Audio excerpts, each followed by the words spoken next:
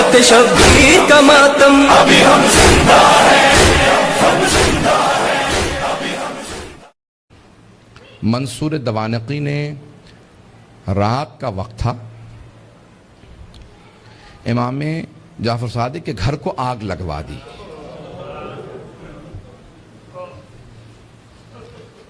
آج کل آپ نے دیکھا روشنیاں ہوتی ہیں، پانی کا نظام کچھ اور ہے. پرانے زمانے میں گھر میں کنواں ہوتا تھا، پانی نکالا جاتا تھا، چراغ ہاتھ میں ہوتے تھے. رات کا وقت تھا، امام کے گھر میں آگ لگا دی. امام کے جو خادم تھے نا وہ فوراً آگ بجھانے لگے. میرے طرف دیکھیے گا، ایک جملہ کہہ دوں اس کے بعد صرف 2-4 منٹ 5 منٹ زحمت دوں گا آپ کو مصائب کی. امام کے جتنے خادم تھے نا وہ سب کے سب آگ بجھانے لگے. امام اپنے گھر سے باہر نکلے، گھر میں آگ تھی. باہر نکلنے کے بعد نہ جانے صحن میں کیا دیکھا، ایک دیوار سے ٹیک لگا کے بیٹھ گئے اور زاروں قطار رونا شروع کر دیا. امام روتے جاتے تھے، خادم آگ بجھا رہے تھے. ایک خادم رکا، فوراً دوڑتا ہوا امام کی بارگاہ میں آیا کہ مولا کیا بات ہے، نہ آپ آگ بجھانے میں مدد کر رہے ہیں، نہ گھر سے باہر جا رہے ہیں، ایک طرف بیٹھ کے روتے چلے جا رہے ہیں. مولا کیا بات ہے، مجھے سمجھائیے کیوں اتنا رو رہے ہیں. کہا کہ مجھے شام غریبہ یاد آ گئی، مجھے شام غریبہ یاد آ گئی. کہ مولا اس وقت شام غریبہ کیوں یاد آئی ہے؟ مولا نے اپنے خادم کو مخاطب کر کے کہا تو دیکھ رہا ہے میری بیٹیاں سر پہ برقعے سنبھالے، کبھی صحن میں اس طرف سے ادھر جاتی ہیں، کبھی ادھر سے ادھر جاتی ہیں، کتنی پریشان ہیں. جب میں نے اپنی بیٹیوں کو صحن میں دوڑتے دیکھا مجھے میری پھپھیاں یاد آ گئیں. کہا مولا کیوں؟ کہا نہ میرے جد حسین سر پہ موجود تھے، نہ میرے چچا عباس موجود تھے، نہ علی اکبر سنبھالنے کے لیے تھے، نہ قاسم، اور سید سجاد میرے دادا بیمار پڑے تھے. جب خیموں میں آگ لگی ہر بی بی تڑپنے لگی، کبھی اس خیمے سے اس خیمے میں، کبھی اس خیمے سے اس خیمے میں. کہ جب ایک مرتبہ سارے خیمے جل گئے امام سجاد کے خیمے میں، مولانا پیش کر چکے، میں شام غریبہ نہیں پڑھوں گا. کہ مجھے شام غریبہ یاد آ گئی. عزیزان گرامی میں صرف 2 روایات پیش کرنا چاہ رہا تھا. پہلے مولا نے کہا مجھے شام غریبہ یاد آ گئی. دوسرے جب ایک مرتبہ عاشور کا دن تھا، امام کے گھر کے اندر عجیب و غریب عالم ہے، امام بیٹھ کے رو رہے ہیں. اتنے میں کچھ شیعہ آئے. کہا مولا کیا بات ہے اتنے محزون ہیں؟ کہا حکومت اعلان نہیں کرتی آج عاشورہ ہے، میرے جد حسین کی مجلس کا دن ہے. وہ جو شیعہ آئے تھے ان میں سے ایک نے کہا کہ مولا آپ کو مجلس کریں گے؟ امام نے کہا ہاں. کہا تمہارے بابا مرثیہ کہہ دیا کرتے تھے، اشعار کہتے تھے، تم بھی شعر کہتے ہو؟ کہا ہاں مولا. کہا میرے جد حسین کی شان میں کوئی شعر کہا ہے؟ کہا جی مولا. کہا ذرا کچھ مصائب کے اشعار سنا دو. آپ بھی دوڑے پڑتے ہیں نا. امام نے کہا ہاں ذرا کوئی مصائب کا بند سنا دے. کھڑا ہوا پڑھنا چاہتا تھا، امام نے کہا رک جا ابھی نہ پڑھنا. ایک مرتبہ ایک امام نے خادم سے کہا ذرا یہاں پردہ کھینچ دے. پردہ کھینچا گیا. امام نے خادمہ کو آوازی ذرا میری ماں سے کہنا مجلس میں آ جائے. امام کی والدہ کا نام جانتے ہیں نا سب، حضرت ام فروا.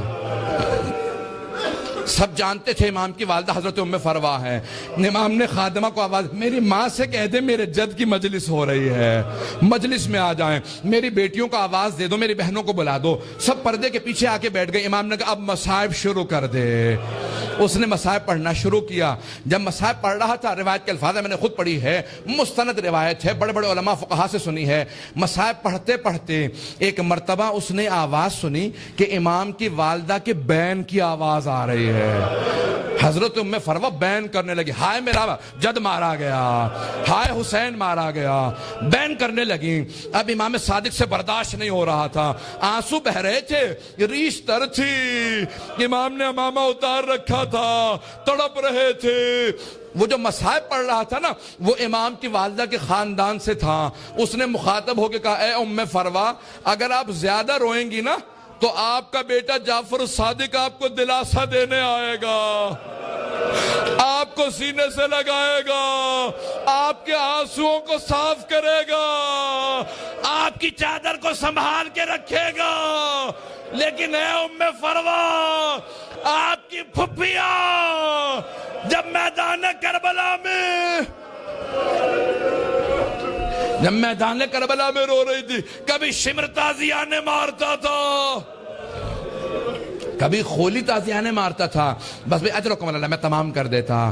ایک مرتبہ روایت کے الفاظ یہ ہیں، سارے مدینے والے امام صادق کے دروازے پہ جمع ہو گئے. نہ جانے کیا ہو گیا، اس بلند آواز سے سب رو رہے ہیں. سب دروازے پہ آ گئے. امام نے دروازے کی طرف اشارہ کیا. امام نے کہا الباب الباب، دروازہ بند کر دو، دروازہ بند کر دو. پوچھا مولا کیا بات ہے؟ کہا میرا چھوٹا سا بیٹا بے ہوش ہو گیا. کسی نے پوچھا یہ کون سا بیٹا؟ کہا موسیٰ کاظم. امام موسیٰ کاظم بھی برداشت نہیں کرتے تھے میری پھپھیوں کے مصائب اس طرح سے بیان کیے جائیں. رونے کے اوپر پابندی تھی. اجرکم اللہ. بس بھئی میں نے تمام کر دیا. ایک روایت کے چند جملے پیش کروں گا. آج کس کو پرسہ دیں گے؟ آپ نے امام صادق کی مجلس رکھی ہے نا، دو اماموں کو پرسہ دیں گے. ایک 12ویں امام علیہ السلام کو پرسہ دیں گے، اور ایک اس امام کو پرسہ دیں گے جس کا جنازہ پل بغداد پہ پڑا رہا. امام زمانہ کہتے ہیں میرا سلام و میرے جد موسیٰ کاظم پہ کہ جس کا جنازہ اٹھانے کے لیے 4 مزدوروں کو پیسے دیے گئے. 4 مزدوروں نے پیسے لیے جنازہ اٹھایا. کہا 5واں ان کے سامنے چلتا جاتا تھا اور نعرہ لگاتا جاتا تھا ماتا امام الرفضہ، رافضیوں کا امام مر گیا. کہا جب پل بغداد میں دھوپ میں لاشا پڑا تھا امام رضا پہنچے. کہا ہٹ جاؤ میرے غریب بابا کے لاشے پہ، میں مدینے سے آیا ہوں. آج ذرا مل کے کہیں گے اے مولا آپ کو پرسہ دینے آئے. کس کا؟ صادق آل محمد آپ کے بابا کا. پیش کروں؟ آخری جملے سن لیجئے. بس بھئی منصور دوانقی ملعون نے امام کو زہر بھجوایا. کیسے دلوایا؟ جب ایک مرتبہ سادات حسنی کو گرفتار کرنے لگے، 60 سے زیادہ ایک مرتبہ سادات کو گرفتار کیا. امام کے کان میں آواز پڑی. محلہ بنی ہاشم اکٹھے تھا نا، سارے بنی ہاشم اکٹھے رہتے تھے. امام کے کانوں میں آواز گئی. کہا ارے ان سادات حسنی پہ اتنے پہلے ظلم ہو چکے ہیں، دوبارہ انہیں قید کیوں کیا جا رہا ہے؟ امام اپنے گھر سے باہر نکلے. سر پہ امامہ نہیں تھا، پاؤں میں نالین نہیں تھے. بڑی تیزی سے آگے بڑھتے ہوئے امام نے روکنا شروع کیا. کہا رک جاؤ. سب کے ہاتھوں میں زنجیریں تھی، پاؤں میں بیڑیاں. بنی عباس کی فوج تھی، سب کو دستگیر کر کے گرفتار کر کے لے جا رہی تھی. امام نے کہا رک جاؤ. امام حسن مجتبیٰ کی نسل پہ بڑے ظلم ہوئے ہیں. ایک مرتبہ کسی ملعون نے ایک تازیانہ اٹھایا. تازیانہ اٹھانا تھا، امام کی پشت پہ تازیانہ مارا.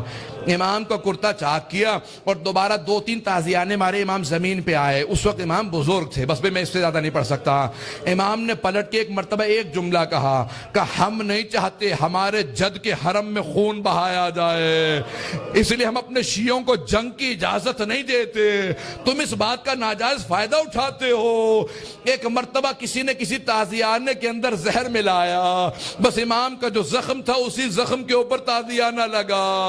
امام نے آواز دی مجھے میرے گھر واپس لے جاؤ. ایک مرتبہ سارے بیٹوں نے اٹھایا، امام کو گھر لے گئے. اب میرے طرف دیکھیے گا، میں آخری جملہ پیش کر رہا ہوں. میں نے مصاحب تمام کر دیا. مولا آپ کے بیٹے آپ کو اٹھا کے گھر لے آئے. ایک بیٹا بار بار رخسار پہ رخسار کو رکھتا تھا، بار بار کہتا تھا میرے بابا کو پانی پلا دو ذرا، مولا کربلا میں آ کے دیکھے.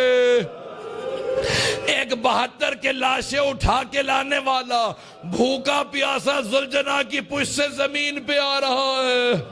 الا لعنت اللہ علی القوم الظالمین وسیعلم الذین ظلموا ای منقلب ینقلبون. بس بھی وقت نہیں تھا کہ میں تفصیل سے پیش کرتا. ہاتھوں کو بلند کریں گے، 2 جملے دعا کے پیش کروں گا. پروردگارا، واسطہ امام جعفر صادق کے اس تابوت کا بڑی تعظیم سے اٹھایا گیا. ہزاروں کا مجمع تھا، سب کاندھا دینا چاہتے تھے. ہاتھوں پہ تابوت چل رہا تھا کہ ایک مرتبہ جنت البقیع تک پہنچا. امام موسیٰ کاظم علیہ السلام نے بڑی تعظیم سے شان و شوکت سے کہا ہٹ جاؤ، میرے دادا کے پہلو میں میرے بابا کی قبر کو تیار کرنا.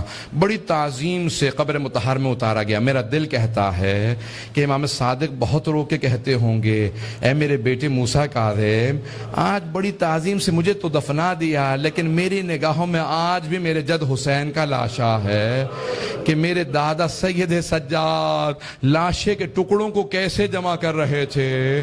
پروردگارہ، سید الشہداء کی عظمتوں کا واسطہ، امام صادق کی عظمتوں کا واسطہ، دنیا میں امام زمانہ کا ظہور میں تعجیل فرما، ظلم کا خاتمہ فرما، داعش کو طالبان کو غارت فرما، آل سعود کو آل یہود کو غارت فرما، مومنین کی حفاظت